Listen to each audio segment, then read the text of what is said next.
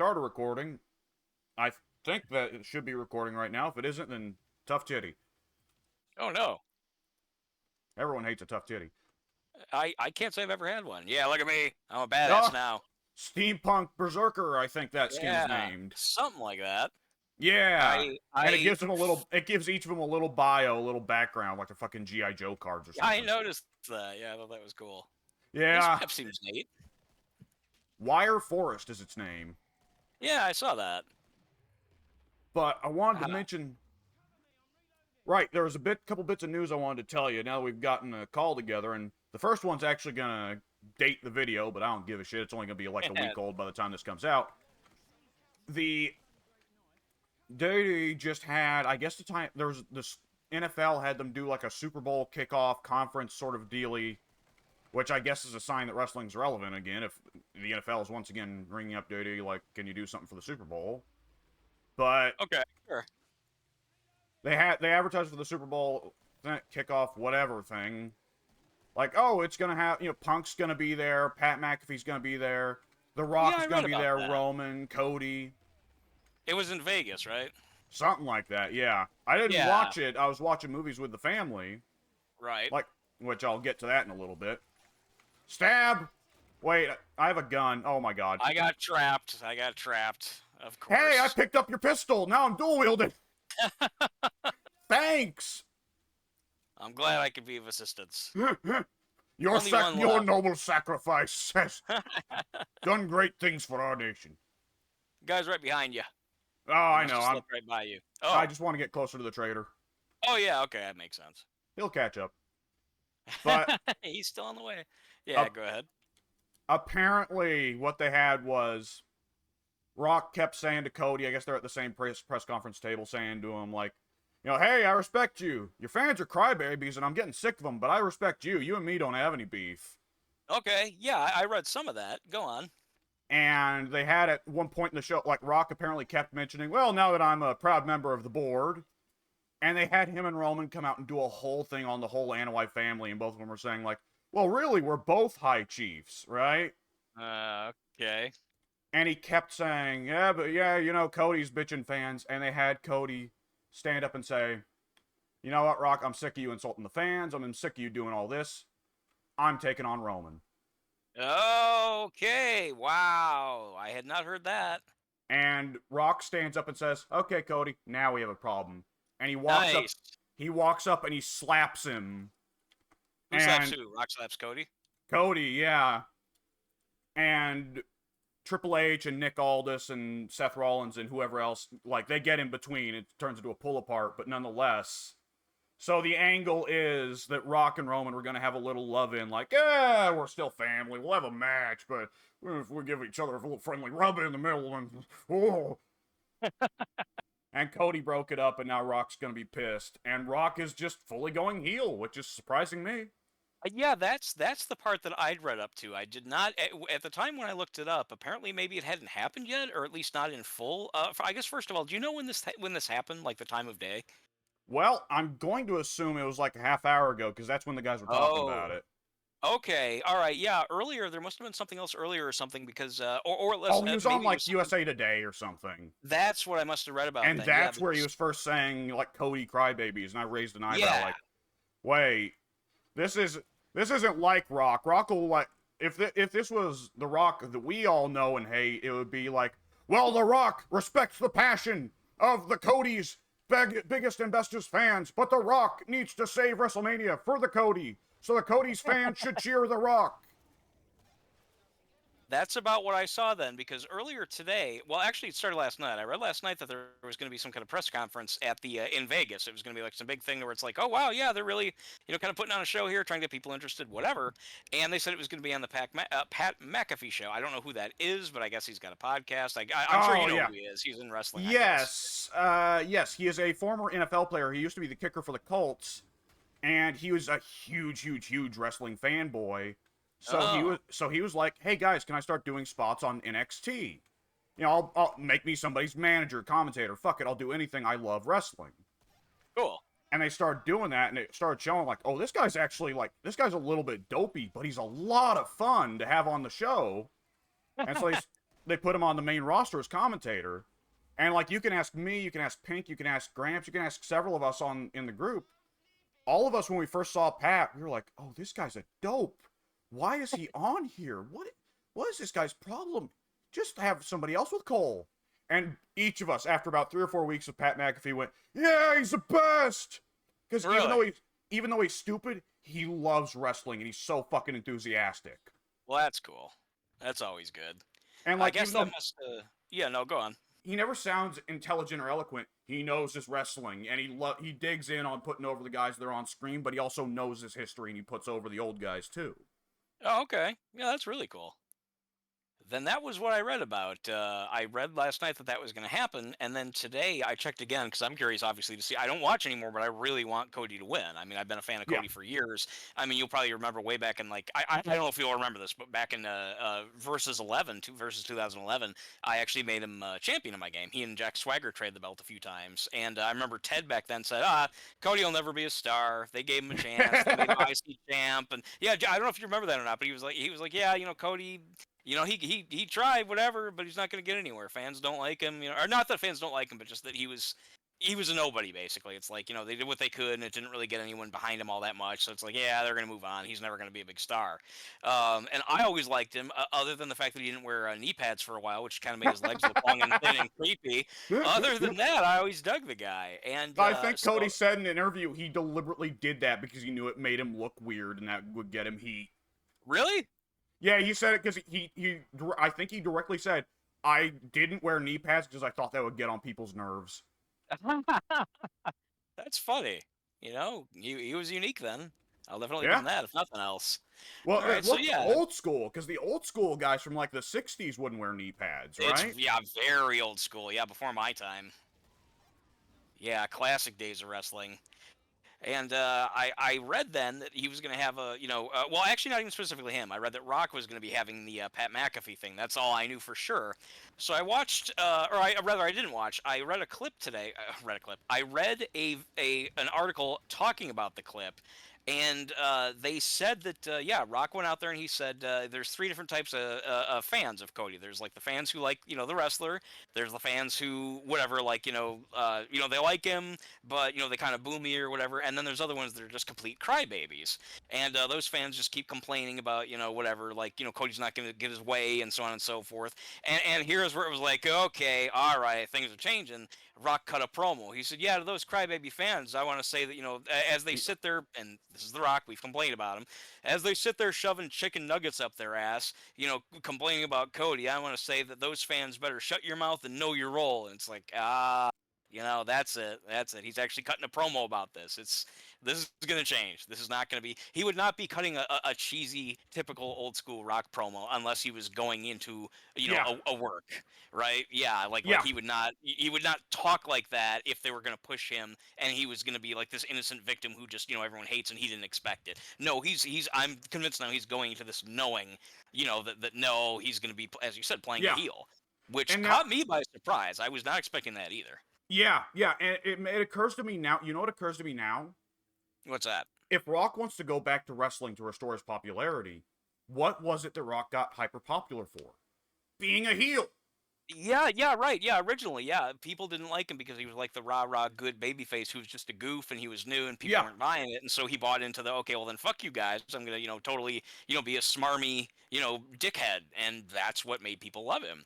Yeah. And he went heel a couple times in his career. It's been a long time, but I mean he's done it before, and I can't say. I guess we still don't know with certainty yet what's going to happen. But if the idea was they were going to get Rock into this position, and at some point they either knew he was going to have to play a heel, or perhaps maybe they agreed right from the start that he was going to play a heel. Either way, it's something that he is capable of doing, and he might have just been okay with it. Yeah. So I did not hear the part, as I said, where Cody then joined in and said straight up that he's going to challenge Roman. So now that I see that, or hear that, now that I've seen The Rock cut the promo, the very Rock-style promo on the fans during what I guess was supposed to be like a regular, public interview where he wouldn't have necessarily expected to cut a promo, and now also that I know that, he has said that, he's more or less okay with with Roman, and that he has a beef with Cody now, that to me makes it clear that they're going into a Cody win. Yeah, and all of this is coming together. Like, it was making national news that people were pissed at Rock for this. And now, in the lead up to the Super Bowl, Cody challenges Roman, and Rock slaps him in the face. Yeah, I forgot you said the slap too. Yeah, that cements it. I mean, it's Yeah. one thing to say that he was going to give it up, whatever. Yeah, The Rock can take my place or whatever. But for the bad guy to smack the good guy, then it has to be on. There's no giving it up at that point. By the way, shout out to the fact that like 2 months from now, there's going to be a Phasmophobia video that comes out where you and me are just shit talking The Rock and assuming that he's completely hijacked the whole thing, which not like I'm curious to see if it's a pivot, but by now the majority of the evidence points to this was planned from the beginning, right? It's honestly to me hard to say. You're obviously more directly exposed to it, and you've had the conversations with other guys about it. I can only go by the scraps that I've heard from various sources. So to me, at least, I'm honestly still 50-50. I mean, I feel 75-85% sure that they're going to go ahead and push Cody to win, which obviously that's what I want. I'm just still not 100% sure that it was the plan from the get-go. Because it really did look like they were just going to go ahead and push The Rock at first. I don't know. That's what I'm wondering, because at first it really did look like that. At the same time, would Rock agree to a pivot? It's the thing to me that complicates everything is the fact that he got on the TKO board. That, like, if not for that, I'd say, well, clearly this is just a work. They're just having fun with it or whatever. But the fact that apparently, he just joined TKO and, got, a lot of money for it and everything else. I mean, that's just to me that maybe, I know it's up here somewhere. In the waterfall. It's in the waterfall. Yes. Oh, that's kind of neat. Huh. Oh, wow. Okay, yeah, cool. That's very cool. Yeah. All right. Yeah, I don't know, but yeah, his it'd be one thing if he was just, whatever, The Rock came back and oh boy, grown, here we go again. But the fact that he seems to have leveraged himself into a high position with the company, that's what made me think that maybe he did just say, okay, I want to do this. Plus the detail of his daughter getting pushed as, I guess, the manager of, or I'm sorry, the booker of whatever her position is at NXT. Yeah. And Nia Jax suspiciously coming back recently too. It's like, if someone told me that Rock insisted on all this, I'd believe it. There has never been a bigger time where it looks like the entirety of the Anoa'i family are fucking heels. And they all are! Yes. Yeah. They're also saying that Nia Jax is going to go against Rhea Ripley at Elimination Chamber, so it's just going to be... All of the WWE must unite to defeat this great evil. I was wrong to have called it the All Samoan Wrestling. It's AAW, the All Anoa'i Wrestling. Yeah. Yeah, I don't know. I'm still a little bit unsure though, because Cody Rhodes' record of being undefeated is very, very close to Hogan's right now. His reign is, I think, literally about 100 days less, or maybe a couple hundred at most, less than Hogan's reign. And I think it's stupid for them to be, concerned about Reigns breaking that record, because that just means, okay, well then Reigns is like, number 3 highest, longest reigning champion as opposed to number 4. So it's like, okay, well, who cares? But I don't know. It just, like, would they really He's already number 3 if you count. He's already number 3 if you do count Inoki breaking Backlund's reign in the middle. Oh, is that true? So okay, so that's a screwy thing. In the middle of Backlund's... WWE doesn't want to recognize it, right? They simultaneously do and don't. A Vince thing. Hunter hasn't definitively put his booking take on it, but Vince's history at first throughout the 70s, 80s, and 90s was that Inoki's win didn't count because he handed it back, so Backlund had a 6-year reign unbroken. But then it got screwy when they inducted Inoki in the Hall of Fame, and they were saying, former WWE champion Antonio Inoki. But Vince would continue to insist that he had a 6-year, run. You know what? Come to think of it, they did put a segment on, like a few months ago, that did skip over Backlund and say Roman's number 3. So Hunter probably counts Inoki's. Okay, then I guess that would explain it. Yeah, Vince counted Inoki's, but Vince was trying to have his cake and eat it too. Simultaneously, Backlund had a 6-year reign, but also Inoki was champion. Hunter, I guess, is just saying, no, fuck you, that counts as a break. I'll have to look into the records again, because I know that on Wikipedia they list all the different records, the timelines and all that, combined reigns, singular reigns, etc. And then they also do include in the timeline, this is where, an unrecognized break happened in Japan and stuff like that. So I'd have to go back and look at that. But last I heard and last I looked, To my eye, at least, what I found, though it wasn't as exhaustive, I didn't like look at backlinks and stuff like that. But from what I was able to tell, within just 100 or so days, he will have surpassed Hogan's first Unbroken Reign. But Yeah. again, I don't know where that places him in the Backlund situation or Inoki's. I'd have to go back and look. If you do count Backlund's reign, Roman is number 4. If you don't, then 3. So he's already one of either. It's not that he's about to pass either. He's already either way Yeah, that you look if at it. he- He's okay. If he goes on for 100 days, then he will either be number 3 if you do count Backlund, number 2 if you don't, putting him only Okay. behind Bruno. Which, of course, there's no Interesting. earthly fucking way. No, that's never gonna happen. That was like an Like- 8-year reign. Like, leukemia might actually kill Roman before he beats Bruno's record. Yeah, that's a legit possibility. Yeah, he's gonna have to go like at least double what he's already going now, and then some. Could you imagine if they tried to gurney out like a deathly sick man, like just to That beat would the record? yes, I could. Well, not so much now. When Vince was still in charge, sure. Damn it, the show must go on. And so much to you, Roman. Roman Vince, can't even I speak. can't breathe. Go ahead, what? Vince reaches, like Roman can't speak, so Vince reaches over and puppets Roman's arm to sign the contract. Yeah, I could picture that. That sounds about right. We have to beat Bruno. I have to be better than my dad. One of the many reasons why I'm happy that he's leaving in disgrace, motherfucker. Thank you, by the way. I was a little bit trapped there. The sheer firepower of the Firebug cannot be understated. That's what you're using. Okay, I might have to check that out then, because it sounded like it was getting some good shots in there. Cannot be overstated, excuse me. Oh, yeah, no, that's fine. It cannot be understated. It's so bad you can't possibly find anything lower. Can't make it sound at all worse. Yeah, again, just I'm very impressed. I'm very happy to hear that Rock smacked Cody. That I mean, if him saying that he was going to go after Roman wasn't enough, like reiterating that was going to happen. Oh, also, by the way, did you see that was on Twitter as well? I saw. See what on Twitter? Cody apparently today, I think maybe even this morning, it was either last night or yeah, he just had just a black background with big letters saying "I made my decision." And didn't it say something like "Trust me"? It might have. What I saw just said that, but it could have been like cut off or whatever. Yeah.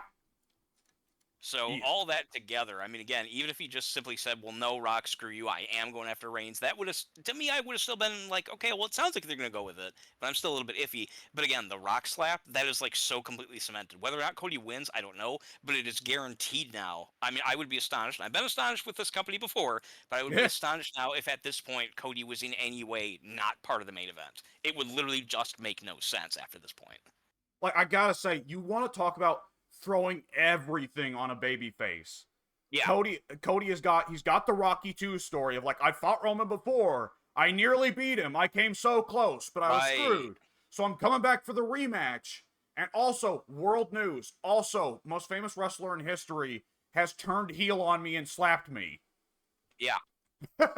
Yeah, it's all going for him. It's all going for him. Plus, as you said, like not even just the the loss at WrestleMania, but the sheer fact that apparently what I've read is that he's been built strong since that loss.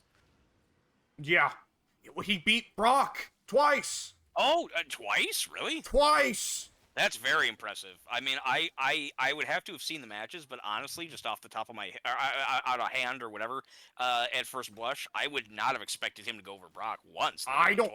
I don't think Cena's beaten Brock twice. That's a good question. I think Roman has, right? Is he like one of the few people who has?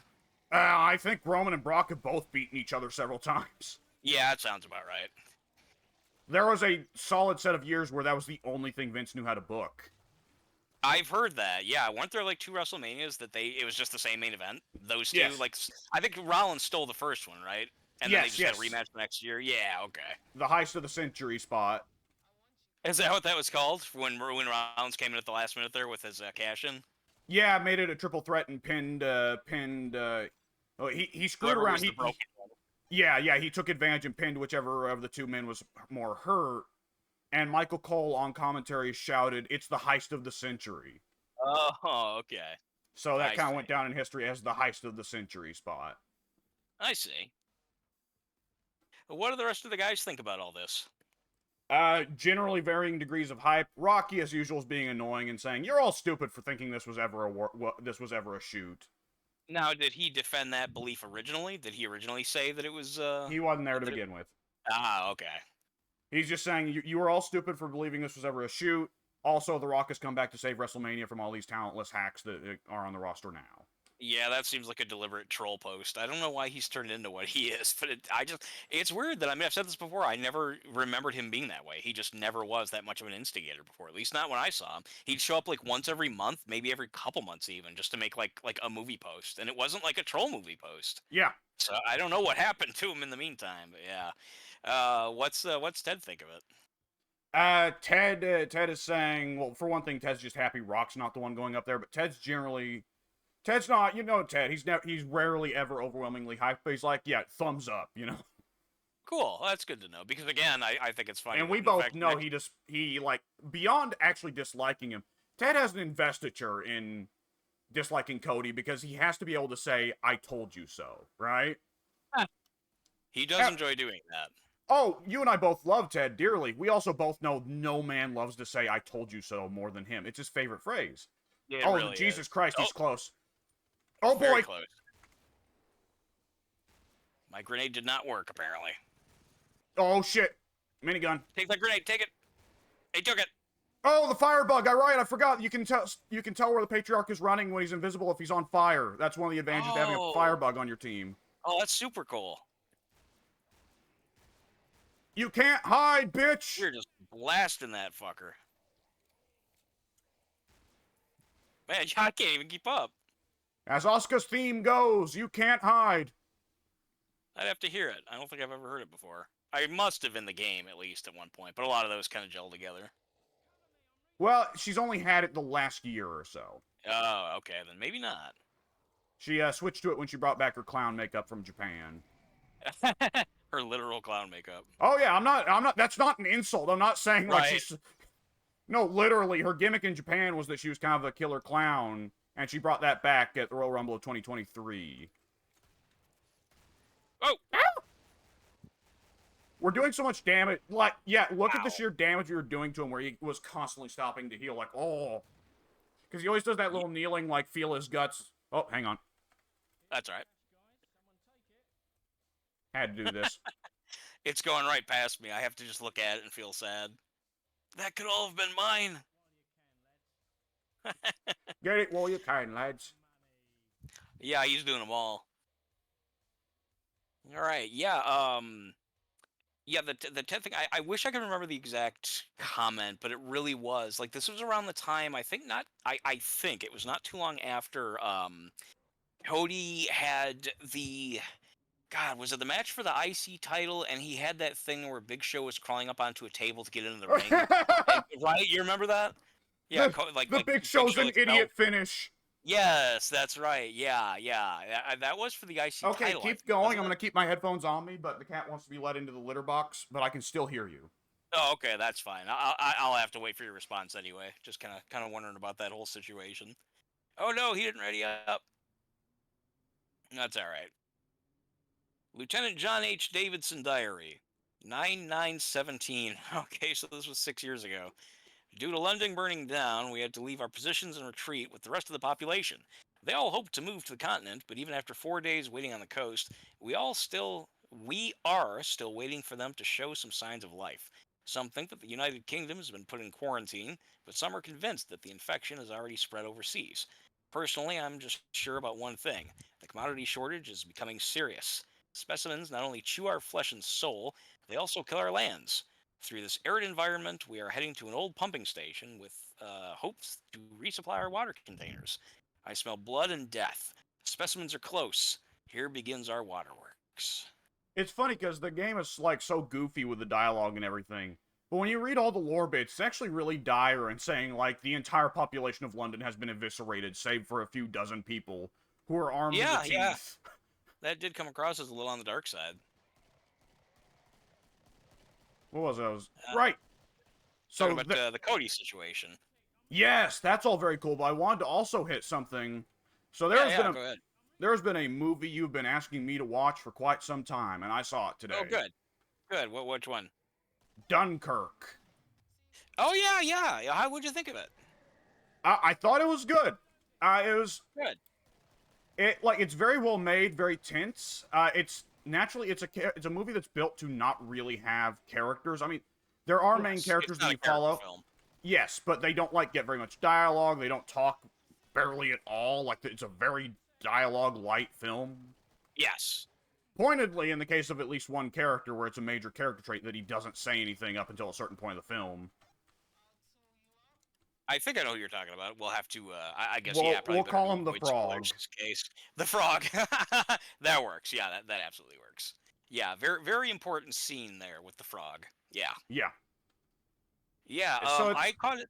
No, go more on. than You go anything else, I would describe the movie as like kind of focusing on being a historical recreation, like getting across the feeling of the people in those moments.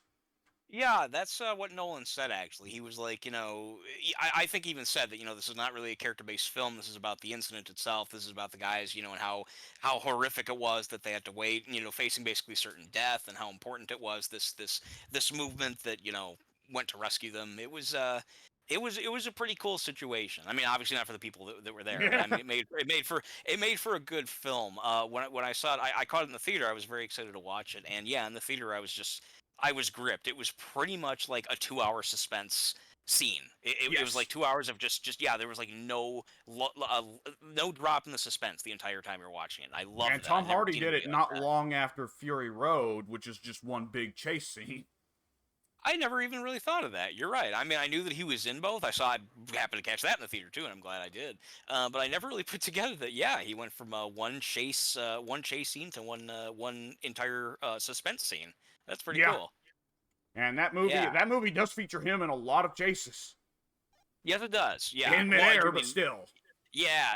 I've mentioned before, actually. I've quoted it before, but at the time, I think I didn't know if you knew Dunkirk. But then afterwards, I've quoted it a couple of other times, knowing you didn't, but I just like the line. It is, he's on me, I'm on him. Yeah. Yeah, I just thought that was a cool line. Yeah, he's chasing me. I got him. I'm right behind you. Just a neat little throwaway line. It's like, oh no, I've got you covered. Don't worry. No, it's just I'm on him. Yeah. Yeah, I really enjoyed it. Yeah, I liked the performances that were in the movie. I like Cillian Murphy. I always liked him. He was in 28 Days Later. He's obviously in Oppenheimer. He's up for an Academy Award, so that's pretty cool. I like Cillian Murphy a lot. I've liked him in every movie. He kind of Yes, is Christopher Nolan's Johnny Depp, isn't he? he really is. Yeah. Besides Oppenheimer and Dunkirk, he was also, of course, in the Batman Begins.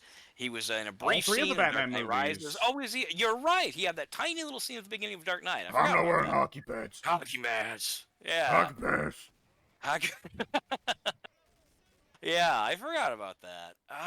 I'm trying to think if he was in another Nolan movie aside from that. I never saw Inception. Was he in that? He was. I think he gets a Okay, there short you little go. scene, but he was. Okay. Yep. Then you're right. He's a good look charm. I think I want to say he was also in the Matthew McConaughey time travel movie. Matthew McConaughey. I know what you're Interstellar. talking about. Oh, that was Interstellar. Okay, I was thinking of a different one. Yeah. What the hell was I thinking? Is there any kind of desert sort of imagery on the cover of Interstellar? I wouldn't assume so. Oh, I don't know. Oh, you know what? I'm thinking of a totally different movie. Totally different movie from like 2005 or something like that. It was a bomb. It was a box office bomb, and it was something about. Oh, it was Matthew McConaughey in the desert for some reason. It was like a fun action movie of some kind. Never saw it, but I remember seeing the cover, and I don't know why I just assumed that was Interstellar. But in my mind, you know what it was? In my mind, I was recalling Stargate, which is a half spacey type of movie and half pyramid desert type of movie. I think that's what I was Yeah. calling it. Yeah, in my mind, I was making that connection. Yeah, but what Dunkirk? Did any particular scenes stand out as favorites or anything like that? It was kind of like largely blended together. Yeah. It's a movie that does not wait around for you a whole lot. It's an hour and a half, so it's not a movie that likes to take its time with things. Was it actually only an hour and a half? I believe, yeah, like an hour and 36. Wow, tight little movie then. I knew it wasn't over 2 hours, but I thought it was close to 2 hours. I guess not. I'll take your word for it. It felt a lot longer in the theater in a way that to me was a good thing. Like it was kind of like a big experience. It wasn't just like a little movie. It was like, oh wow, this was an event. Yeah, I would really describe it more. It's not a narrative; it's an experience. Yeah, I think that's a good way of looking at it. Yeah. There's a machete. Well, that's one I need to still see. I've been hearing about that one for a long time. Oh, and Oh, there's yeah. that Screamo. I've only seen a couple Black Dynamite scenes, but my memory is it's very Black Dynamite. Really? Yeah, obviously Black with Dynamite. obviously with a Mexican lead instead of a black lead, but you know. Huh, I didn't know that it was that comedic. I mean, I guess I would have Oh, assumed so. Yeah, it's you made it fully sound a like it was- comedy. Okay, yeah, I would not have guessed that. I think the marketing made it seem like more of kind of like a badass action movie, which it can still be. Yeah. But yeah, I didn't know that it was that comedic. Well, I think I said to you the scene that establishes, like, it's the signature scene is the scene where he disembowels a guy, takes his entrails out, jumps out of a window, and uses the guy's entrails to rappel down to a lower floor in the building. Right. Yeah, once I heard that, that's when I realized that it was a comedy. I didn't know it was kind of like Black Dynamite style comedy. Not necessarily that style, but well, maybe it is actually. Maybe it is. I don't know. I'd have to see it. Oh, there's a whole outdoor to this. This is cool. What was I gonna say? Yeah, Dunkirk. One of the aspects of that movie that I really liked was when they're on the ship that's sinking. Kind of near maybe the first half of the movie, first third of the movie, they they get rescued, they're on the ship, and they're kind of like kind of trying to warm up and eat some snacks or whatever, and then I think it gets hit by a torpedo if I recall correctly. Yeah. And the entire ship starts to sink. Yeah, I remember with that and the scene that the frog is related to. Like those scenes were just like, oh, this is so tense. Yeah, Yeah. I really enjoyed it.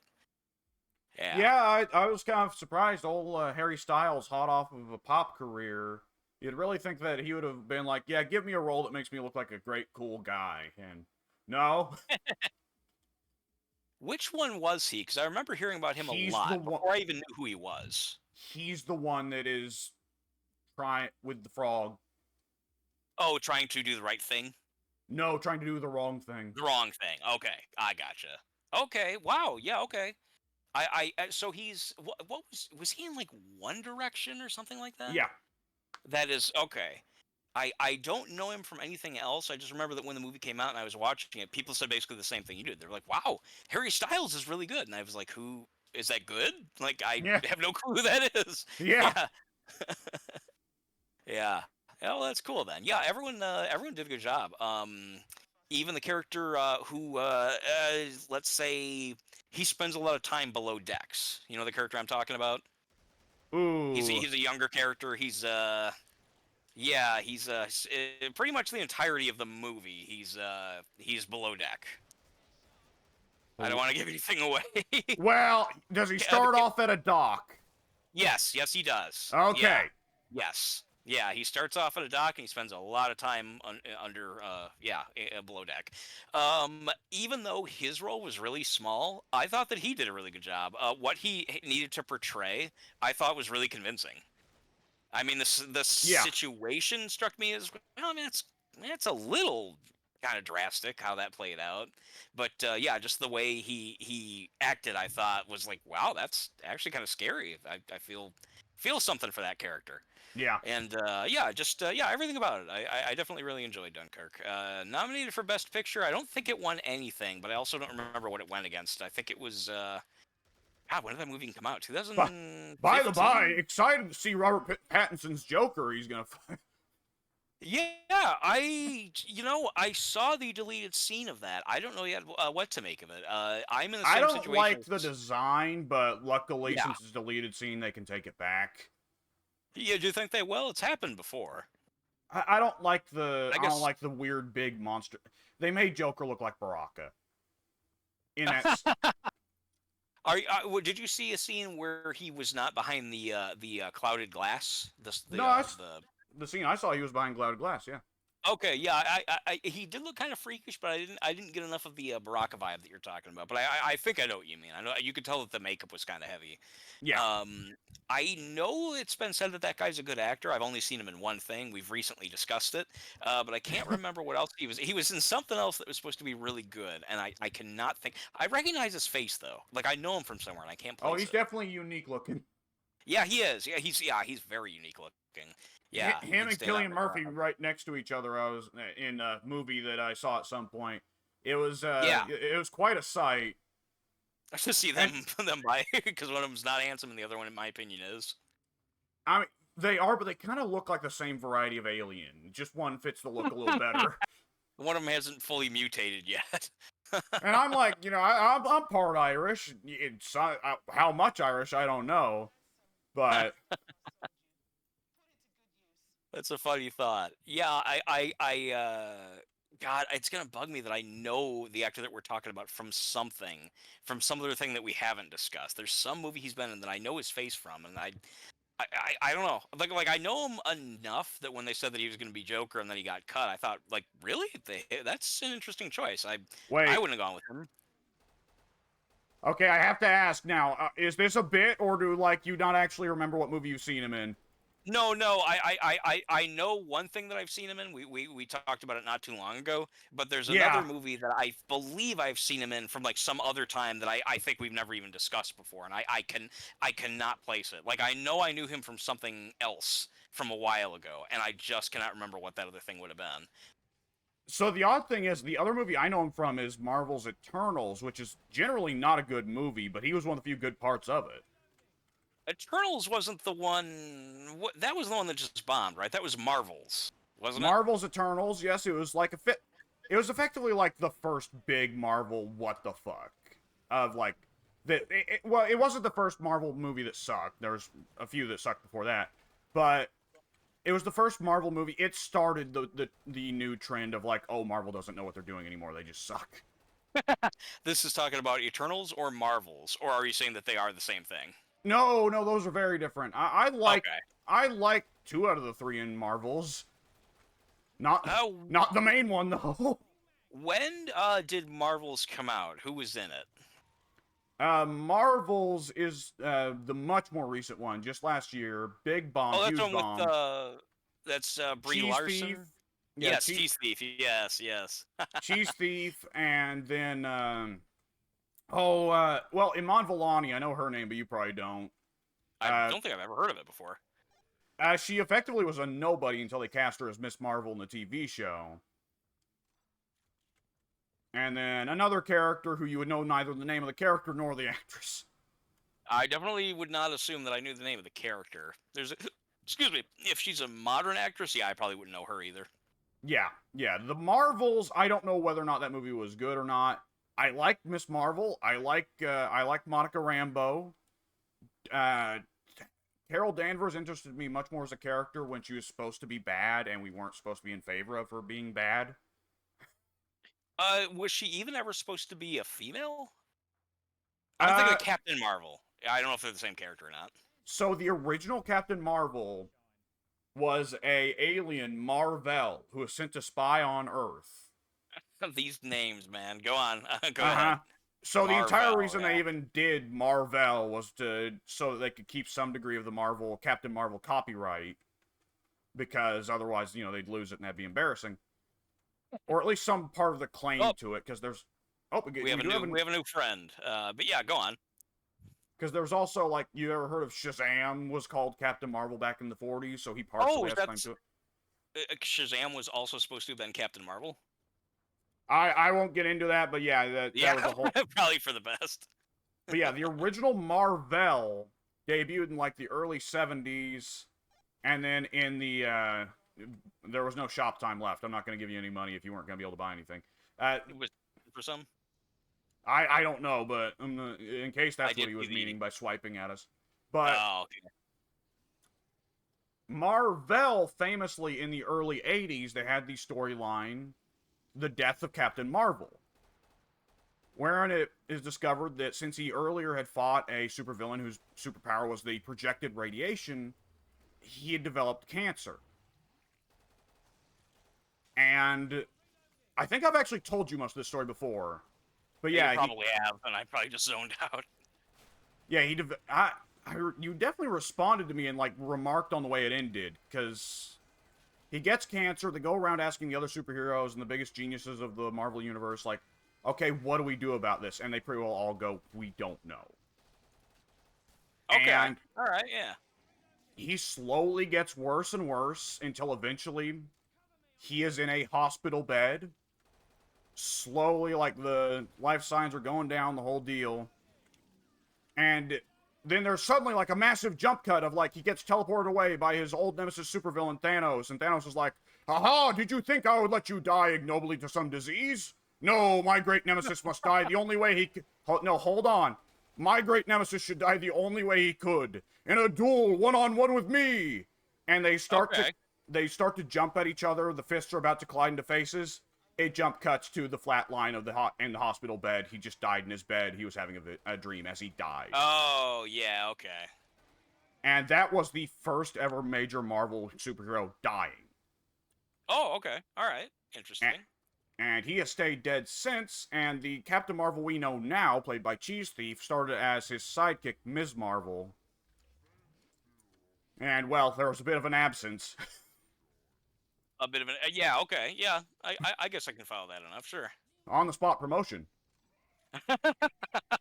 Through death. Yeah, cancer of all things. Yeah, through cancer, no less, yeah.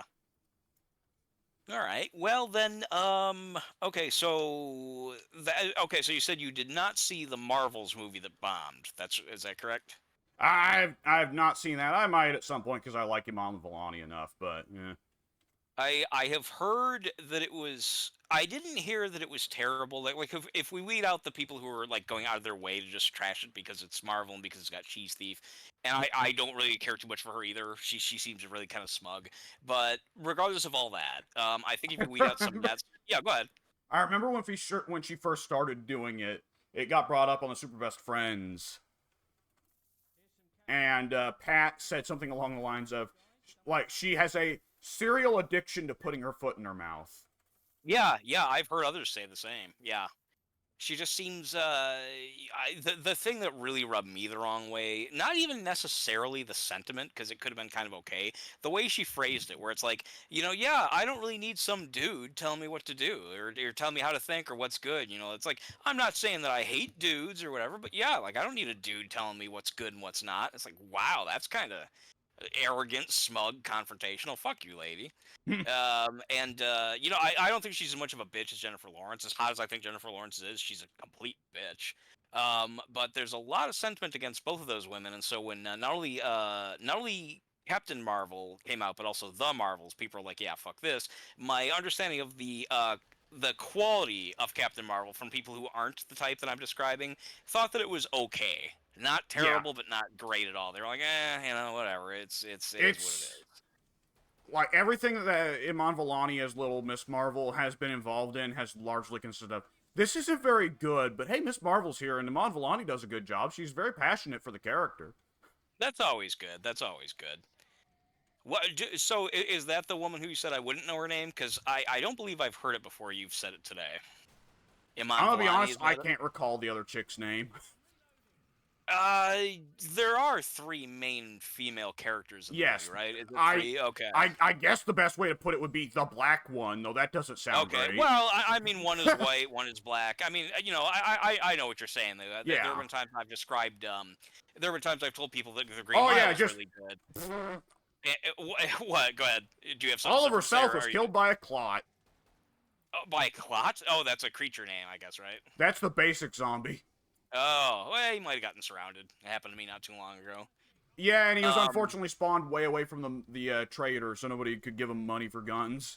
Oh, yeah, he'll get there. Or he'll be not that good, in which case, whatever, he'll have some fun with a couple of better people. Not that I'm a super expert, but, I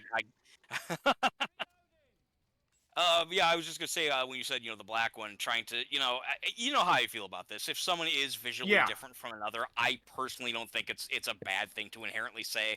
I mean, it's the difference between a blonde and a brunette. It's like, the blonde one. I think it wouldn't have been a problem if I had gotten around to saying it earlier, but it's the fact that it whittled down to the situation where I just had to go like, the black one, which sounds strange when it's, like, if you say it mid-sentence, but it's when you, like, it's like an, almost like, what's the phrase?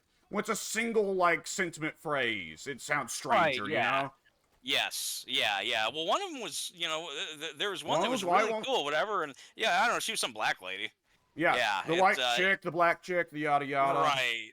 Yeah, yeah. As long as you're not trying to dismiss them to just, minimize them to just that aspect of their person, then Yeah, I think that's kind of thing's fine. What yeah. I was gonna say is it's very similar to the Green Mile. When I would tell people the Green Mile was really good, and they're like, "Oh, is that movie with Tom Hanks?" I'm like, "Yeah, everyone was really good, especially." I didn't want to say the black guy. So I would say the big guy. I would say more the big black guy. I'm like, yeah, there's this really big guy, and he's really really good. And I obviously I came to like that actor very much. I was always really sad when he died. Not always. I mean, I always had said that when he died, I was really kind of bummed about it because he seemed like a totally sweet guy. But yeah, point being, I'd been in the same situation. It's like you want to describe somebody, and it's like, well, it would be accurate to say that in the Green Mile, Michael Clark Duncan was the black guy in the movie. I don't think there's a single other black guy in the movie. So I don't yeah, think it's there is. accurate. Yeah, I really don't believe it is. I've seen that movie like 5 times, and I do not recall another black character. But yeah, having said that, yeah, I understand the desire to kind of avoid that kind of thing. I Yeah. only just now realized that we have a couple people here now. Everyone's throwing money at each other. That's fun. Wow, I have actually a lot of money. Yeah, I think me and the gentleman with the gas mask are both overflowing with cash for the moment. I never thought to ask. I don't know why this wouldn't be the. I don't know why this wouldn't be the case, but if you. Oh shit, that was quick. It was quick, actually. I didn't think we were there already. If you don't spend all the money when you go to a trader and then you survive the round, you get to keep what you didn't spend. Yeah, yeah. Okay, that's what I've assumed. I just wasn't sure. Oh, there he is. Oh boy, oh boy.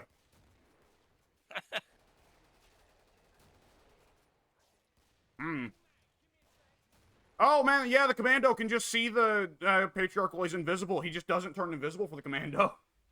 Oh, cool. Like, I mean, That can't be technically he's turned invisible, but he just turns into a red smear. Oh, you see, like, kind of like an aura, like a Dead by Daylight type of aura of him. Yeah. Cool. I'll have to try that sometime. It's worth noting that we just obliterated him. Oh I don't god, think there's a better word for it. Yeah, yeah. First he ran up to try and smack the gentleman in the gas mask while the gentleman in the gas mask was chopping away at him. Ah. And then we all shot him in the back. And then he went over to smack the guy in the chicken costume, and we all shot him. I was throwing grenades the entire time as well. I like to hope that I did something there. Yeah. I was lobbing everything I could. The Chickenator, Yeah. I believe his name The was. Chickenator. I do have access to him. I haven't tried it yet though. I found some DLC like sitting over in a ditch, and I plugged it into the game is what I Yeah. did. Yeah. But yeah. So back to the Marvels. You okay? So you said you did watch the Eternals. Was the Eternals a show or was that also a movie? No, it was a movie, and it was featuring, yeah, Barry Keoghan and a couple other guys. That's another name I'm familiar with, but I can't place. Barry Keoghan is in something that I have seen recently. Okay, I think I know what movie you're talking about. Yeah, I gotcha. Yeah, I definitely recognize the name. Okay. I guess I'm trying to make a little bit of sense out of the comic book movies and the lore when you guys talk about them. I try and at least get somewhat knowledgeable. Although I'm going to tell you right anyway. now, the Eternals don't make any sense. Oh, okay. Like The in a way that you as a comic fan didn't even make sense to you. It was just a bunch of nonsense. Yes, the Eternals was the one long before. What? Oh, come on. That was my fault. Stop. I got like 5-6 feet away from it. This game's got a really big blast radius. Oh yes, those are generous grenades. I've definitely noticed that. I did not know they were. Yeah, hell yeah. All right, go ahead, continue. Eternals is one that long before it was made into a movie, it was questionable. And when it was announced, like, every comic book fan was like, huh? This is what we're going with next? And, it really didn't help that then the CEO of Disney was like, this is the next big one, y'all. We're doubling down on it. You wouldn't understand. We got this. And it's like, no, that's asking for trouble. You don't got this. And about when did the Eternals come out? Oh, definitely before the pandemic. Slightly before the pandemic. Maybe during 2020. Because I want to say that, like, when it did poorly, they blamed the pandemic for it at the time. Oh, one of those. Okay. Which there were several movies that got that out. Yeah, I mean, for a while there, it is definitely correct that the pandemic did affect, the box office. But Oh, that guy's having there a good also time. some. Yeah. Oh, what's that? That guy's having a good time. Yeah, I just noticed that. That's pretty bad. Vindo tool? Vindo tool. Look, it's got a little just green screen over. Is that our trader? I guess It that is. is. That's new. That's cool. Why do I have so much Vento money? tool. I hear her tossing some. I think she's tossing it to you. Oh, well, that's nice of her. Yeah. Oh, they There's some need cash money. car, someone take it. Yeah. I gotta be honest, one of the reasons that Killing Floor 2 just never grabbed me when I did play it is because they made the cast like not only did they make it more like internationally diverse, so it's not all Englishmen. You got a French chick, you got an Australian chick, you got an American dude and all this. Not only that, but like because they went with a more internationally diverse cast, it's not like the English guys are less stereotypical and shit. Like, they're just like, oh, yeah, I'm reloading my gun, I guess. And it's not, oh, watch out, I'm reloading. Can't you see I'm reloading here? I was just like, no, that's the charm of the game, the cheese. So was it just completely not cheesy? They just toned down the Pretty. humor like altogether? The humor is still kind of there. The characters say weird things, but it's less humor of, like, these are people from a cartoon world where England is, like, everyone in England is just like this. And more comedy Okay. of, like, these people are eccentric. I see. Which is all Yeah, well and good, but, like, it definitely got the feeling of, like, okay, well, we want a more internationally diverse cast, but we're not going to just have England be the only weirdos. And if we make various other countries other than England out to be weirdos, that could look questionable. Which is a funny thought to me. I don't know. Like, we're allowed to make fun of ourselves, but look, if we start, if the French chick is going, oh, then, we might start catching something. See, then again, to me, that sounds a little bit more like Time Splitters type of humor, just that goofy kind of, not necessarily stereotypical, but just like on the nose type of crude humor. Well, in that game, you can play as a killer snowman, and the killer snowman will, like, announce, like, I'm here to freeze y'all to death. I'm the killer snowman. I will never forget that I went on a camping trip with my cousin, who I at the time loved dearly. I guess I still do, but during the trip, he was just kind of like a real jerk. His wife, not a real jerk, but he was married to a woman who was a real bitch. I'd had problems with her before, but she was like, "Oh, I'd like to see you, hang out with your cousin again. Let's all just, start fresh, whatever, and blah blah blah." And it's like, okay, yeah, cool, cool, cool. And on the trip, he just basically was cucked the entire time. Like she'd tell him to go like chop firewood or whatever, and he'd go do it. She'd tell him to watch the kids, and he'd go do it. And I was like, well, why do you even bring me? I'm just kind of sitting here doing nothing while you do chores for your wife and talk to her relatives about fucking fantasy football and everything. I thought I was going to go on a trip with you. What the fuck? So anyway, because nothing was really going on, I just didn't really have anything to do. At one point, I showed his kids. I brought my PS2 at the time. I was like, hey, kids, like 9 and 10 years old, whatever. I'm like, hey, let's play a video game. I have one here called Time Splitters. And I didn't think that it would be bad because I don't think Time Splitters has blood, or at least one of them didn't. I think two didn't. And I thought it'd be fun. There's like, yeah, you can play as a fish man, you can play as like a duck. It's really fun. It's just harmless shooting or whatever. I also thought it was okay because my cousin had said that he'd showed his kids Grand Theft Auto San Andreas, and it was fine because they know it's just a video game. Blah blah blah. And my point ultimately is that on the way back home, on the drive back home, they had like a setup in the car to where they could play the PS2 in the car. And I went to show them Time Splitters then for the first time. Here it is, guys. I told you about it, and here's my copy of it. Have fun, play. And like they turned it on. They got like a minute into the game. They got to the character selection screen, and one of them picked the gingerbread man. And the gingerbread man's like introductory, "Oh, you've chosen me" line of dialogue was, "Bite my brown crunchy ass." And yeah, and my cousin in the front seat said, "Off." So yeah, I just find that my little anecdote of how Time Splitters and their little brand of humor actually played a kind of small but memorable part in my life. Yeah.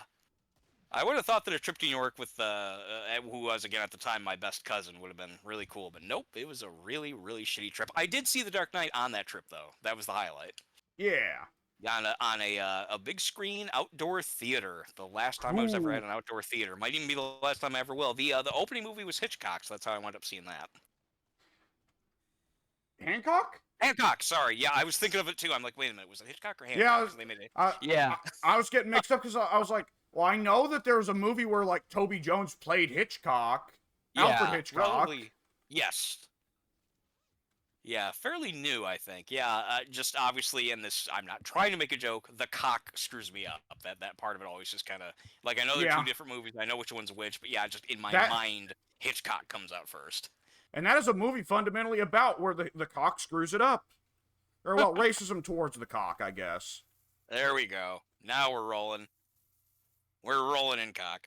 Yeah, Yeah, I actually I don't remember it. I never felt the reason to watch it twice, but I did enjoy Hancock. I remember walking away thinking, I didn't expect anything from it, and so I guess my expectations were low. But yeah, I walked away thinking it was fine. yeah. I remember just being kind of confused and not really entirely like. I got that part of it was a neat idea, what if an alcoholic, depressed jackass was a superhero? But then, of course, that only is for the first half of the movie. Then the back half of the movie is we are fated through time. The curse remains through the ages. The ripples of time ripple throughout time and sand.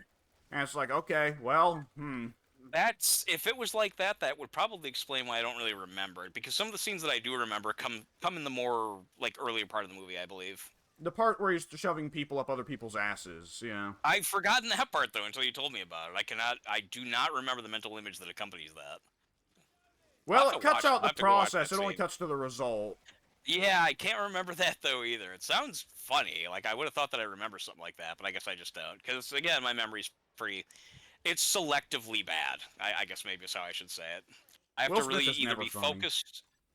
What is it funny? I, What'd you I, say? I just casually, as an insult, said Will Smith is never funny. Oh, well, I mean, he's generally not. I don't know. I've never liked Will Smith all that much. I've been, on the record about that one before. But yeah, I always have to begrudgingly admit when he does something that's decent, which has only been, in my opinion, a few times. Yeah. See, I'm from the age when Will Smith had his really arrogant, like I'm the king of summertime. Every movie I make is box office gold because I'm so great. Independence Day. What was the other? Wild Wild West, which actually kind of bombed, but at the time it was like, oh yeah, another summer movie. I'm just the king. Men in Black. That was all right That movie was around fucking 90. rancid, by the way. I actually enjoy Men in Black, to be honest. I only saw the Oh, one, no, but I Wild liked it. Wild West. Oh, yeah, definitely, yeah. I did not see that one, but I heard it was actually one of the worst movies ever made. Which at that Oh, time, it's Will awful. Smith wasn't getting reviews like that. Yeah, I would believe it. I would believe that. I've only ever heard that. 96 was Independence Day. 97 was Men in Black, and I think 99 was Wild Wild West. I'm wondering if he did something in 98. Either way, yeah, he really was kind of like on a narcissist trip of saying, just like I am the king of the 4th of July. Every movie I make on the 4th of July, everyone goes to see it. And at one point, I don't know when this was, but he said that he could be the president if he wanted to. And it's like, yeah, let's tone that shit down a little bit, man. Oh, God, Yeah. there's The Rock's next heel gimmick. There would have been a time where if he showed any political acumen, I would have considered voting for The Rock. Heavily emphasis if he had shown any political acumen. Yeah. Now, nah, I'd have to be voting against that fella. But yeah, I might have to be doing that soon, because yeah, he might go steal that next. Could you imagine? And he said if he does it, he'll run third party. Could you imagine the 3 podiums? No. No, I cannot. You shouldn't be able to. Oh, you see I'm reloading? Oh, they're coming from upstairs. They're coming out of the ceiling. Yeah, they're oh God, I can't remember exactly how he phrases it. I know he at one point says they're coming out of the damn walls, man. That's earlier when the whole team gets slaughtered, but then later on when he's one of the few Marines left, they do in fact come out of the roof. Yeah. He's like, 4 meters, 3. I'm telling you, they're in the room. And that's when they realize that, oh shit, they're in the roof. Yeah. Or the ceiling, I should say. Yeah. Yeah, I've been asked before which of the Alien movies I like best, and I always have to tell them, depending on the day, 1 or 2, either Alien or Aliens. I never know which. Really, really, honestly depends. Who answers with 3? I actually really enjoyed 3. I still to this day really like 3. I think that it was highly underrated. We've talked about it I before, but like favorite? Who would pick it as favorite? I don't think a lot of people would. I don't. See, to me, it's obviously. I guess this goes without saying. I don't think it's as good as Alien or Aliens, but I never thought that it was significantly worse than either one. I just couldn't imagine anyone picking it as their favorite. I just couldn't see a reason why anyone would think, yeah, that one's better than both of the other two. Yeah, yeah. Like I that. don't That know. wouldn't make that as like questions of your favorite. It's really just two movies. No one's picking. No one is picking Resurrection. No, If no, you no. if you like popcorn fare, you're not going to pick Resurrection. You're still going to pick Aliens. Yeah, yeah, actually, yeah, you're not wrong. I mean, if you really want to have like the fun action one, you're gonna go to the one that's superior. Yeah, If you want like the cool, suspenseful one, you're not gonna go with Alien 3. You're gonna go with the first one. yeah, And if you know anything at all about anything, you're gonna stay away from Alien versus Predator altogether. yeah. And apparently, like the next 3 movies in that franchise, I guess. I don't even know how many there are anymore. Couple cool games for Alien vs Predator though. I've heard that. Yeah, I remember I wanted to really play the first one back in the day when it was only available as an exclusive on the Atari Jaguar. And I never got to do so because I didn't own a Jaguar. I never really wanted to, but I came close. Then I heard that it was on the 3DO, also from around that same time, 93, 94. I did find a used 3DO for like $30, which is hilarious because it initially debuted at like 700. That's no joke. Everyone was like, fuck What this. else? What other system can you play Plumbers Don't Wear Ties on? Which I wish I would have gotten a copy of that. I don't think that I ever had the 3DO when I could have also gotten that, unless I found it somewhere used, but I never did. It just as a neat little conversation So, piece. I would have liked to have owned it. so you know what the great thing is? I do not. That company limited run games that did a Night Trap remaster, Oh yeah. just like a year or two ago, did a Plumbers Don't Wear Ties remaster. Oh, they did. I'll have to look into that. There's the last one. Are you Toro, trying it bitch. out? Well, I keep getting notifications. So many DNA samples left to destroy. I'm wondering if Mrs. Gas Mask is running around doing that. I could not tell you. That's a good question. I I assume guess as she'll long as go to the trader when she's ready to go. I'm just how do kind of we do? amusing myself here. I can scoop up some points here for my welding, so that's cool. Yeah.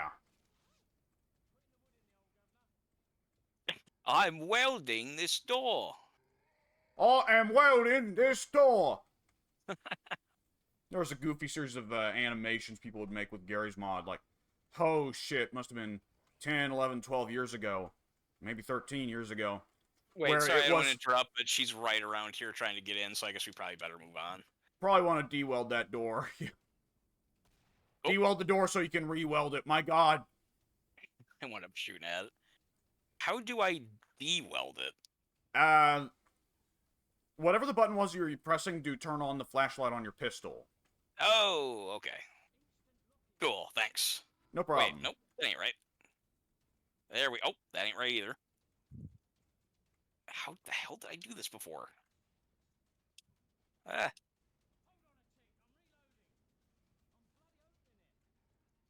damn it! I've only just now noticed the loot that spawns in the level respawns during the wave. Because I have walked over and picked up this combat vest a couple times. That's good to know. I didn't know it Yeah. worked like that. Yeah. Can you help me unwield the store? Because I can't appear to. Nothing I'm pressing seems to get the thing to work right. Sure. Do you not have a welder? Oh, okay. I do. Yeah, hero. Oh, now he's grabbing onto you. Jump! Oh, whatever. You have to move over somewhere, or sooner or later. Yeah. Yeah, I tried really hard. I could not apparently find the. I wound up just like injecting myself with health and shit. I couldn't find the right button. I was really trying. Oh, what were we gonna say? I'm trying to think of what we were talking about just before we went into the. Well, I guess we were talking about the rock Aliens. politics. Oh yeah, aliens. That's right.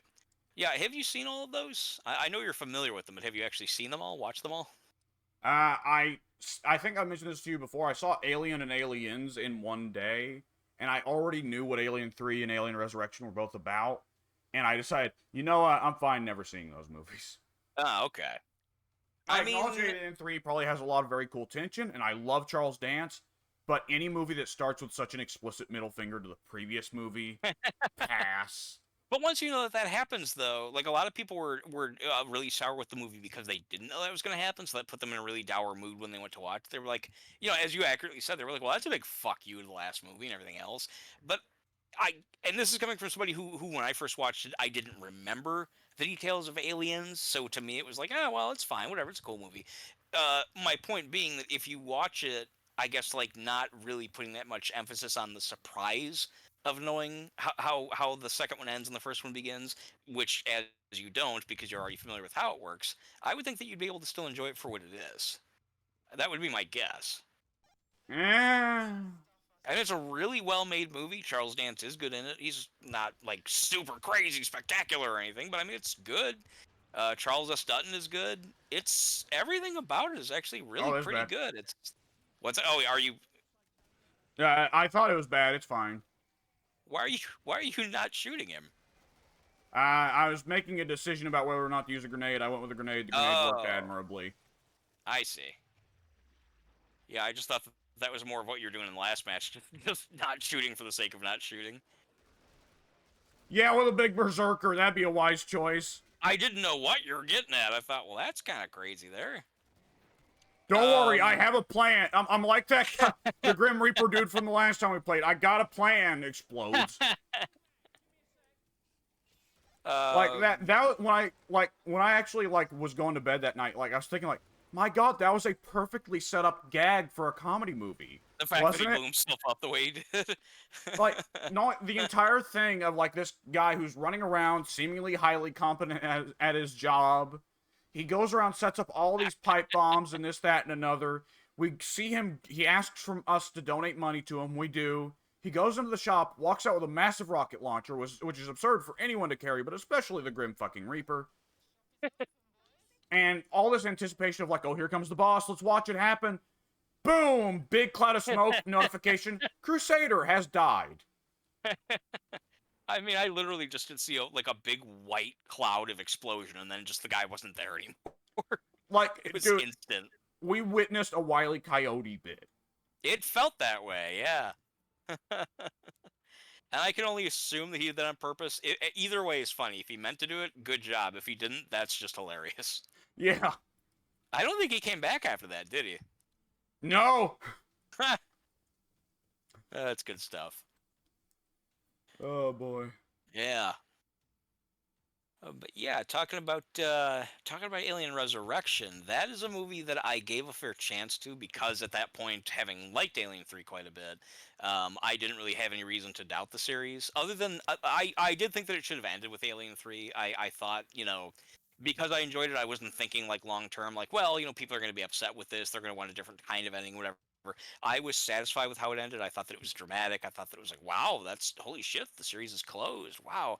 And then when they announced they were going to do a new one and they were going to, bring Ripley back and they're going to clone the character and all that, it was that sounds so fucking cheesy. Mm-hmm. But then when they said that they were going to make it interesting, they said, well, it's not going to be just a magic thing. She's going to be kind of fucked up, and is she actually going to maybe have some alien DNA in her? And I thought, well, that could sound interesting. That's got potential. Yeah, I just saw that. How did she plant a bomb? She put a pipe bomb down. They both walked onto it. Oh, I didn't see the. But when did she put it there? Just after the shop or beforehand? Because I didn't see it. I know she was demolition, so I gave her a bunch of money. All right, go nuts with the pipe bombs. Go ahead. Oh, okay, that's cool. This AK is good enough for me. Yeah, that's how I feel about my shoddy here. I'm pretty happy with it. Yeah, if there's demolitions on the team and I've got a gun I'm happy with, and I'm full up on armor, it's just all right, here's the rest of the money. You put that towards making this a kill room, please. Makes perfect sense. But yeah, Alien Resurrection was it had a decent script. It actually had a couple of good ideas. Brad Dourif was in it. He's always cool. Yeah. Winona Ripley was in it. Winona Ryder. He was in it. Wow, your fantasies are coming to the surface. Winona Ripley. Actually, Sigourney Weaver is attractive in that movie. She magically has improved in appearance in age. Oh yeah, I very much agree. Yeah, she's in Alien, she started as just kind of an average. I saw that happen. What's up? What happened? I don't think I saw what happened.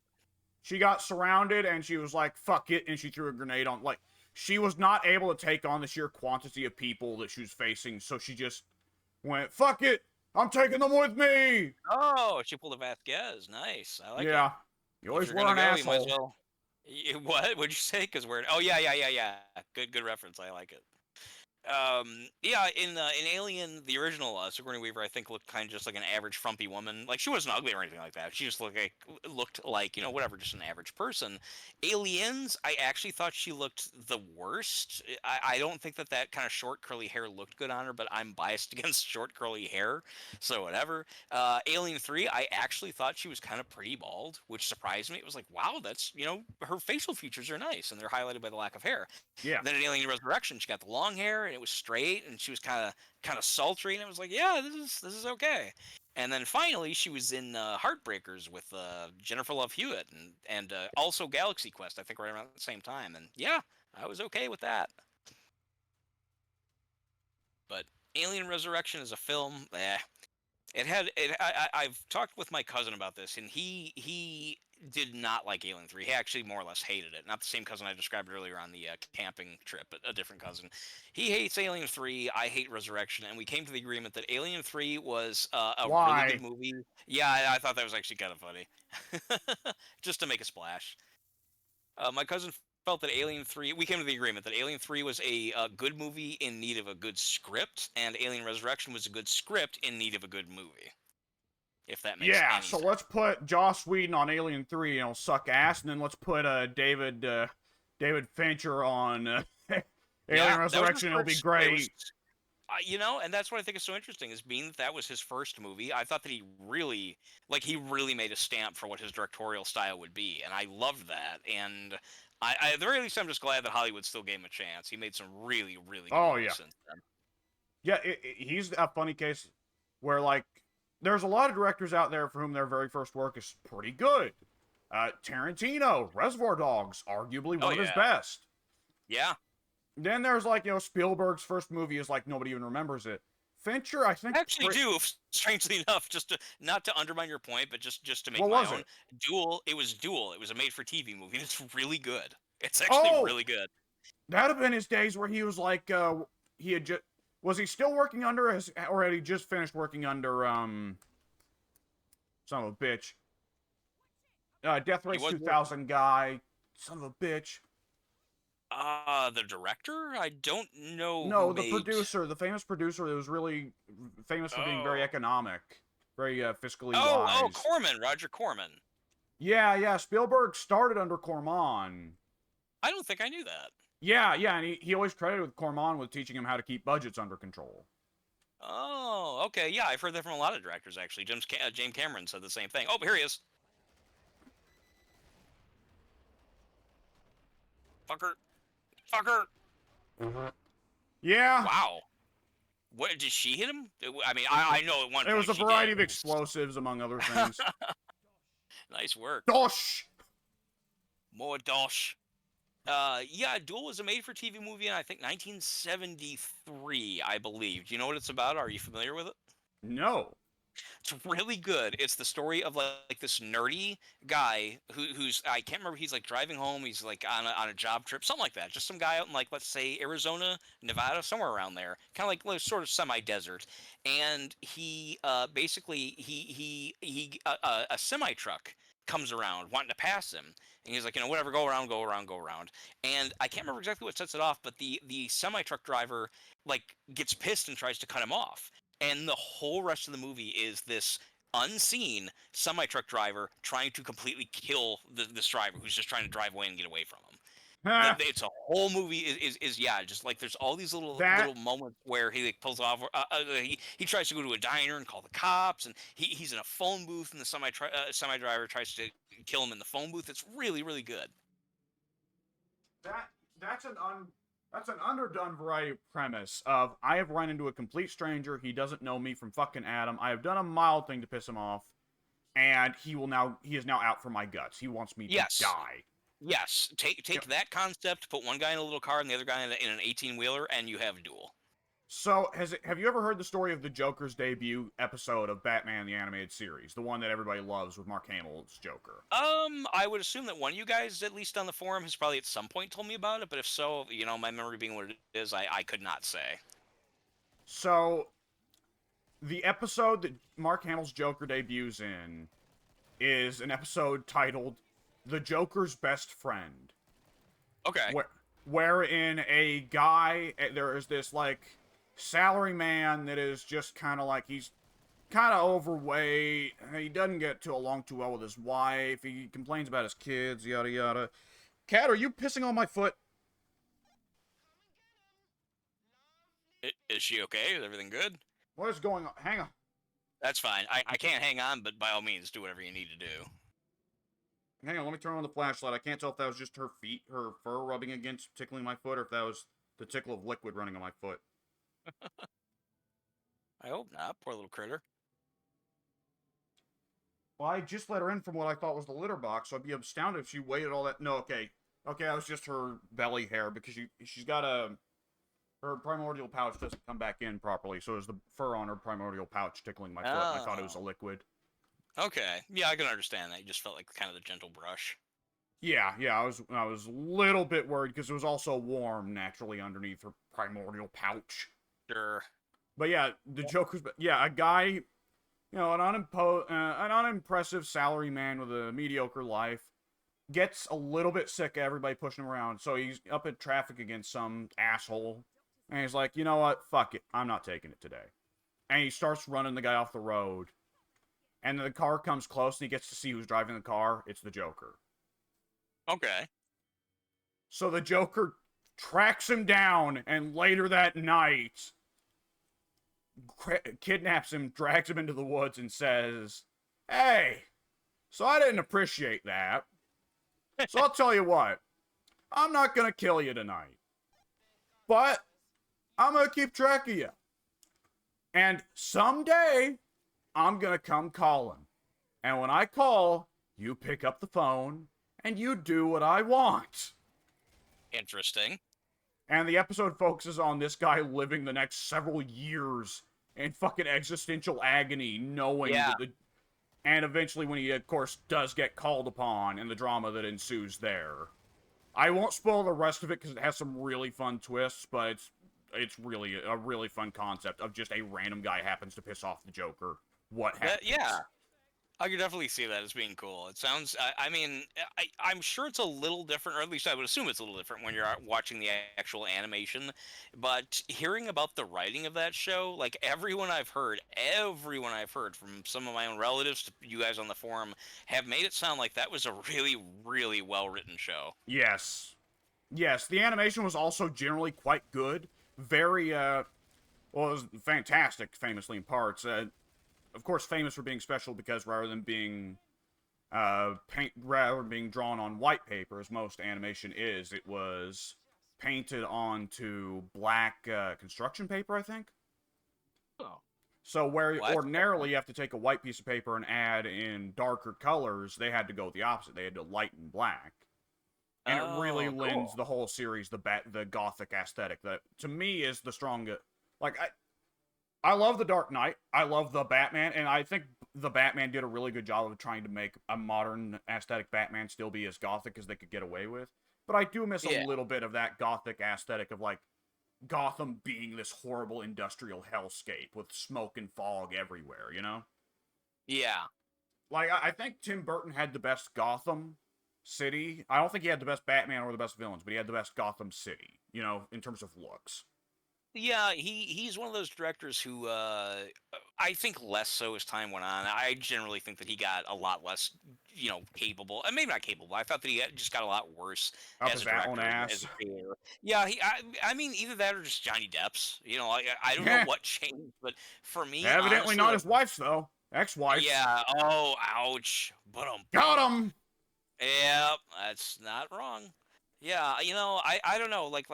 There was a while where Burton was maybe my favorite director, just because I saw every film of his was just. Say what? Same here. Oh, okay, yeah.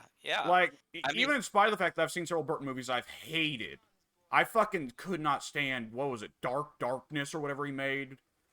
Dark Darkness. or some I'm sure I know what you're talking about, but I don't. I think the title is wrong. a remake of like a '60s Addams Family ripoff. Dark Shadows, I believe. There you go. That's Yeah, I think that's slightly what it's less called. awful than the name I gave it. Not much. Yeah, It's pretty it's the bad. It's pretty it bad. like it's not explicitly like redundant, but it's close. Yeah, I mean, I guess I accept it because it's an old school title, like you said, it's from like the '60s, or I don't know what it's from, '50s, '60s, Oh maybe even boy. the '70s. I couldn't tell you. But yeah, it's still to be just like very like edge lore. It's very, it didn't start that way. Obviously, they can't help the fact that times have made it sound silly, but it is just kind of silly. Here's a Yeah. movie called Dark Shadows with Johnny Depp playing like a weird, creepy, pale guy. Okay, yeah, I haven't seen that before. An And explicit vampire who kills a bunch of very innocent people, and we're expected to still cheer for him. really. Yeah, there is a part of that movie where he shows up to a hippie kumbaya circle, and he's just like they all tell him about peace and love, man, and freedom, and Johnny Depp's like, "Wow, you have opened my eyes, my old ancient Transylvanian eyes, to the ways the world could be if it was better and we all pursued peace. Unfortunately, I am thirsty." And then the camera slightly cuts off screen as you hear screaming and blood splatter. Yeah. And there you go. It's like, what? Fuck you. Yeah, it's a shame because there was a while to where I felt that I mean, we're talking like boom, boom, boom, boom, boom. Every movie he was making was great. Yeah. He started with Pee-wee's Big Adventure, great. He went on to, I think, Beetlejuice, great. Batman, great. Batman Returns, great. Edward Scissorhands, great. Just, again, like just boom, boom, boom, boom, boom, boom, boom.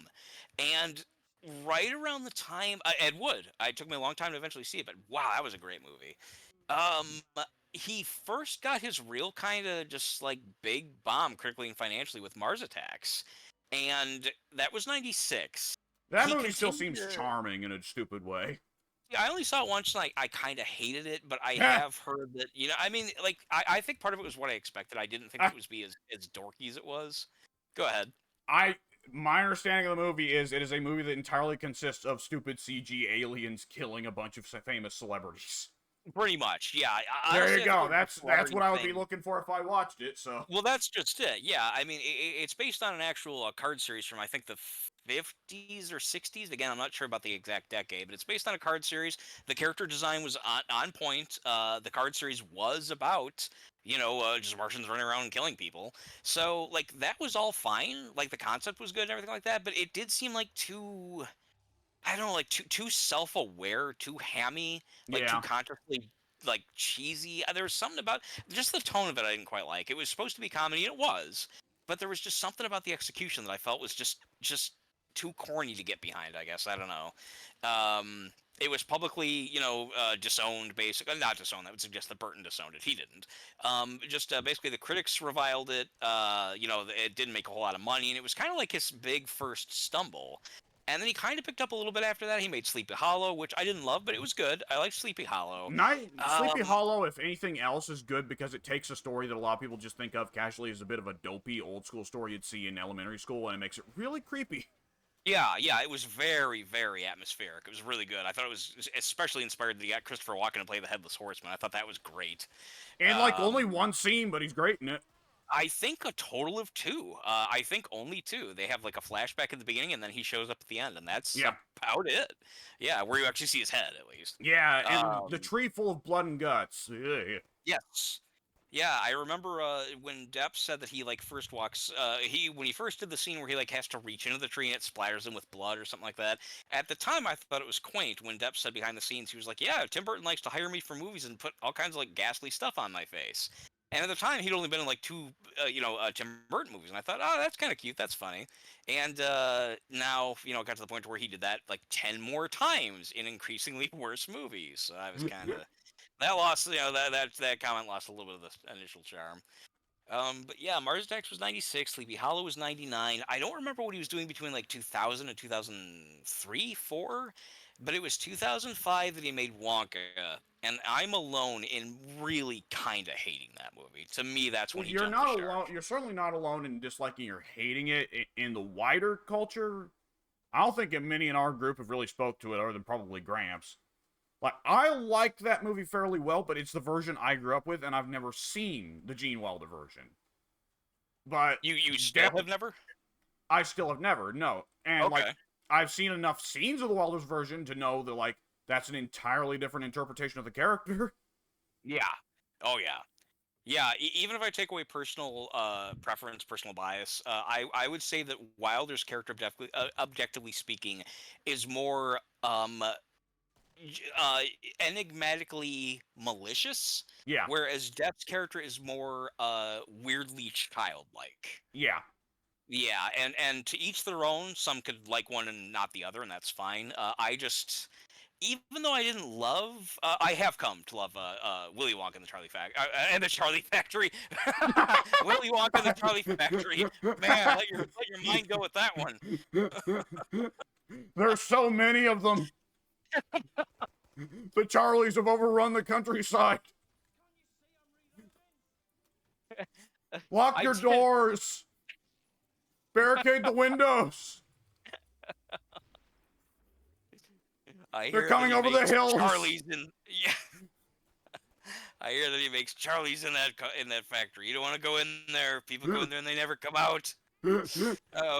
Yeah, I didn't initially love Willy Wonka and the Chocolate Factory. Oh, there's vomit coming out of this door because there's a fat zombie on their side trying to attack it. I saw her weld it. That's great. I like it.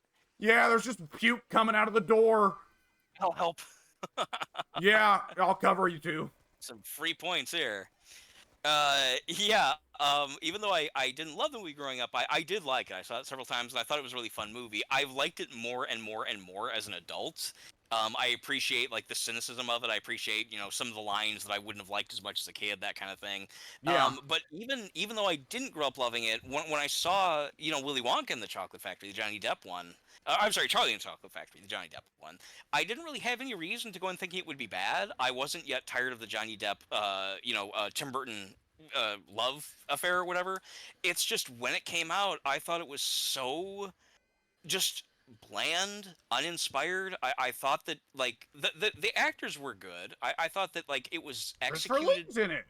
Yeah, Christopher Lee was good. Although, again, I thought that was so weird that, like, he was like the Johnny's, he needs a backstory. Dentist. Yeah, it's like that was so unnecessary. I don't know. It's a personal preference, of course, but yeah, the actors were all good. The child actors, they were, everything was great other than Johnny Depp. I thought that the central performance upon which the entire movie is resting on, I just thought it was distractingly bad. I could not get behind it. It was like, this is just kind of lame, and I've never been able to look at it that way again. I think there's more behind the door than there ever were before. It does continue to the numbers are going down faster.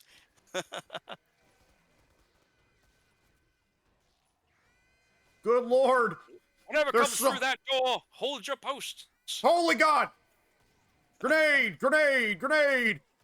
Same here. There we go. Ooh, a lot of goo. Oh boy, Chainsaw Man. There he goes. What did you think about? I've been talking about it for so long. What did you think of Charlie and the Chocolate Factory? You said that you didn't see Willy Wonka, so what did you just in general think about Charlie and the Chocolate Factory? Well, having not grown up with Willy Wonka movie, I thought, at the time, I thought Willy was definitely weird, but I kind of thought that was the point. But, like I said, I didn't grow up with a version where Willy was slightly off, like psychotic in a couple scenes, but otherwise generally seemed like a mature adult, Yeah. So that was just kind of figured, oh, that's what Willy Wonka is like. I guess it makes sense for a guy who runs a chocolate factory that he's inside of all the time. I nearly said child factory. Child factory. I mean, I said that's Charlie a hospital. Oh, that reminds me. I read a really good comment on it wasn't. Well, I didn't read it on Twitter, but it was like somebody on Twitter quoted it in an article. It was, I just had a baby the other day. When the baby was in the hospital in the nursery ward, I was so excited, but then The Rock came in and took it. Yeah. The Rock has saved your baby. Stole it. Yeah. Yeah. Oh, what was I gonna say? Oh, I just, I guess wrap up what we were saying about Johnny Depp. Yeah, for me, it was the Charlie and the Chocolate Factory, and then After that, he just oh god, after that he did Alice in Wonderland, which I heard was just awful. I didn't Not see it, good. but yeah, okay, so you did see it. Okay, yeah, I thought the special effects looked really, really weird and garish, and I heard that the movie was just a big smear of special effects, and I thought, man, Yes, and it more Johnny was. Depp. Yeah, that's what I heard. Yeah, my cousin, the same one I mentioned a couple times, who loves both Johnny Depp and Tim Burton. He spent his whole life loving Tim Burton. He said that that was honestly the worst movie at that point he'd ever seen. You know, it's whatever, it is what it is, but yeah, and it made tons of money, so maybe maybe we're in the minority on that, but No yeah. one remembers it. You never see people talk about it.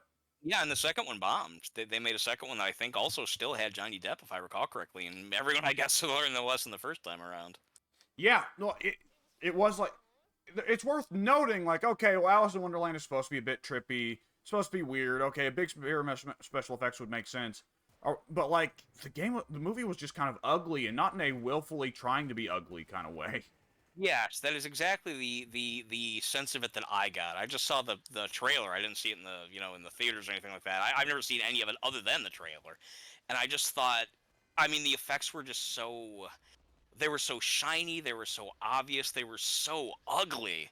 I mean, like they stuck what's her name, the one that he abandoned after he got with her after Lisa Marie. What's her name? Helena Bonham Carter. They stuck Helena Bonham Carter's face on like the little tiny Red Queen's body, and to Oh me it just looked yeah, jarringly unpleasant. Like it to me, it wasn't yeah, even like fun and whimsical. It was just like this is just gross looking. This is weird, as you said, and not in a good way. Helena Bonham Carter, who has never been accused of being an under actor, going Yeah, even more over the top for that role in particular was a bit strange. I would imagine so. It seems like the kind of movie that would have done that. I mean, it's a shame because Burton's sensibilities seem like they would have aligned perfectly with that movie, but it just, I don't know. To me, it just looked visually like too much. I couldn't take it. And what I've read was that I was right. God, what did he do after that? He did Dumbo, which didn't do all that well. He Dark did. Shadows, like I said. Oh yeah, you said yeah, Dark Shadows that also bombed. I think that might have been the last of the Johnny Depp collaborations. They finally kind of quit after about 2013, 15, somewhere around there. Well, it Uh, helps that Johnny Depp was accused of beating his wife, and then his wife was accused of beating him. Then the court case right. goes on, and it's kind of like, well, actually, they're just kind of both beating the shit out of each other, really.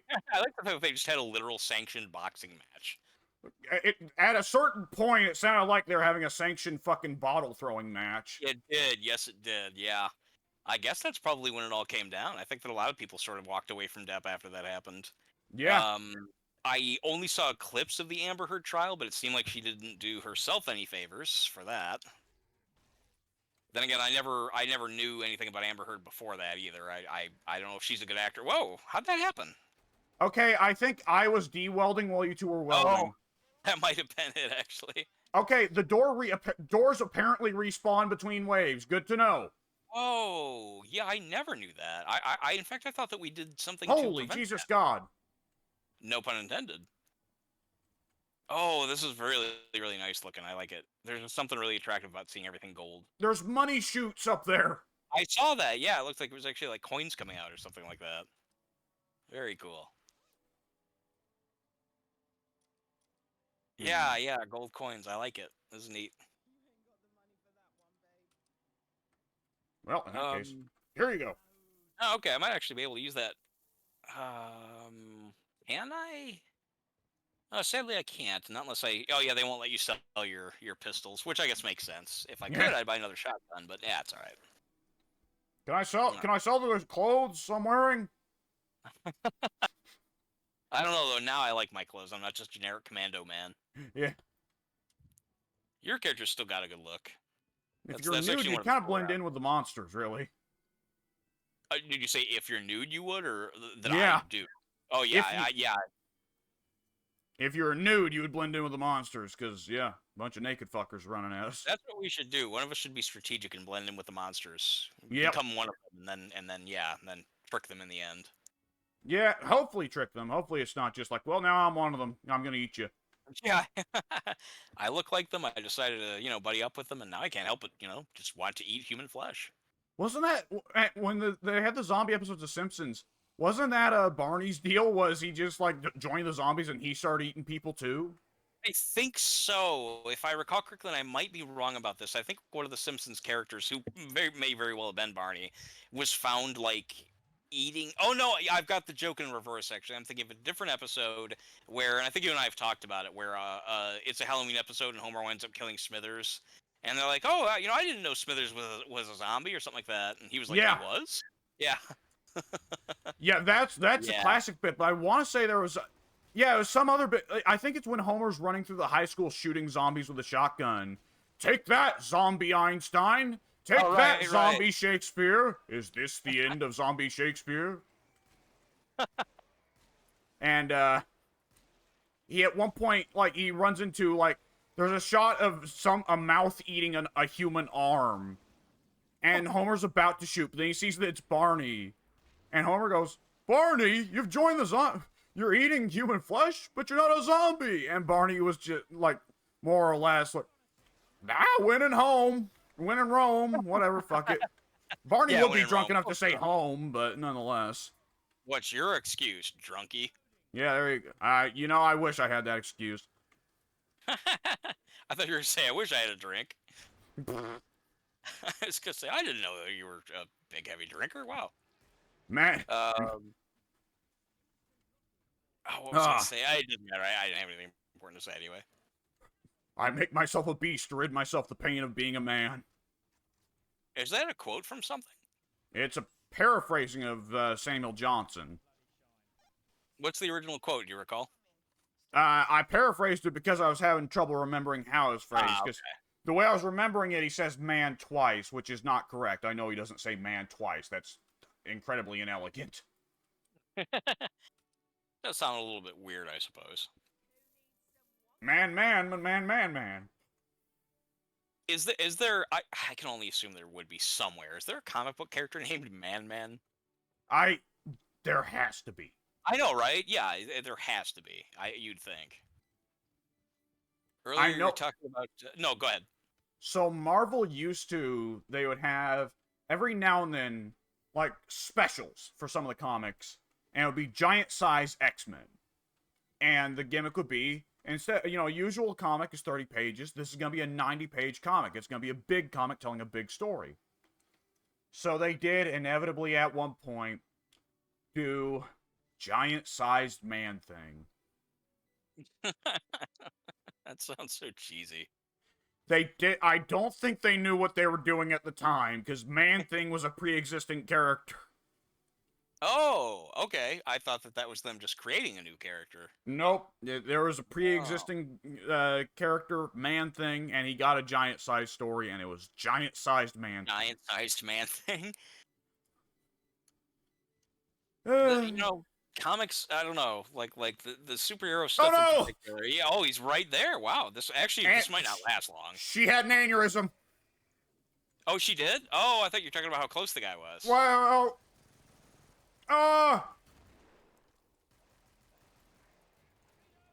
get shit on. He's already taken a lot of damage, so I don't. Yes, think he it's probably is. Yeah, There you he go. was in a situation where he could either walk into me while I was shooting at him or walk into the pipe bombs. He chose the pipe bombs. Throw the money at the wall. I mean, you might as well. You can't keep it. Singing. Money, money, money. N-word. Yeah. I found. What? Did you get disconnected as well? No, I was doing the Franklin. What? Oh yeah. What? Today I found out that they have there's somebody, I don't know. Keep talking. I need to quickly grab the cat some food. Oh, okay, that's fine. I'll wait just so you can do your thing. Whenever